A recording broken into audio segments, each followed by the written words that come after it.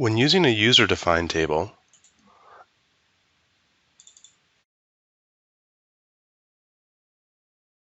being able to name it up here, and we're going to call this one production. And we're not going to import the electricity into this data. We'll just import the production and the finishing units.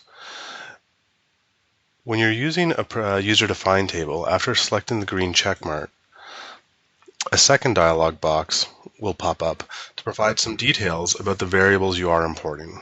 You should provide a descriptive name and the proper units and the number of decimal places you want to display. When choosing the aggregation method, you should think about, if this was daily data, how would you bring it up to monthly data? For example, with production, you'd want to sum each of the days, but if the variable was % occupancy, you may want to average the daily values to get a monthly value. So then you can click the green check mark. So at this point, we have our electricity consumption and our production data added as data tables.